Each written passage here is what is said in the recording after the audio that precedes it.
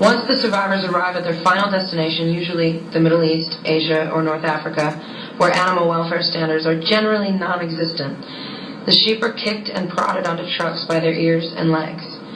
Animals there are not stunned prior to slaughter. This means that completely conscious animals are dragged into slaughterhouses and market squares where their throats are slit. Many are thrown on top of other slaughtered sheep where they slowly bleed to death.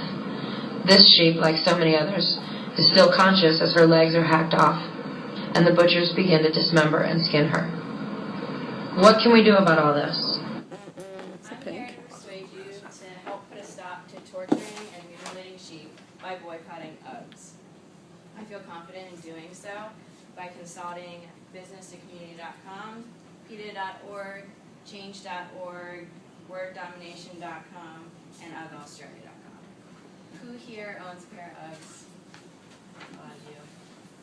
And if you're a guy and you don't own a pair, I'm sure you know a girl that does. So you might want to know what actually goes into the process of making these boots. First, I'm going to explain to you how the merino sheep are treated in the wool trade and used for UGG production. According to UGGAustralia.com, their boots are made from merino sheepskin, which are bred in Australia.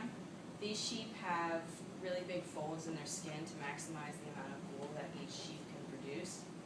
And therefore, they're susceptible to this thing called fly strike, which, according to worddomination.com, is when flies come in and they infest their skin, and they can lay their eggs and it can actually eat the sheep alive.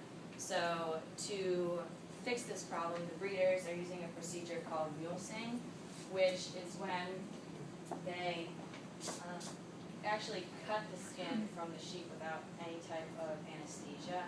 This is what it looks like.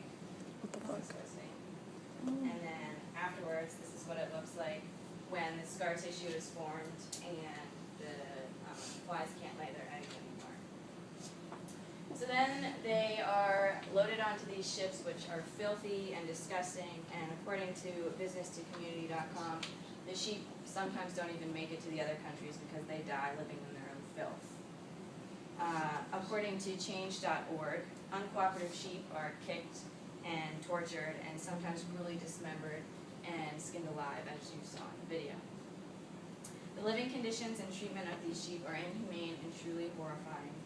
Now I'm going to tell you how these poor sheep, how we can help these poor sheep and stop all the brutality.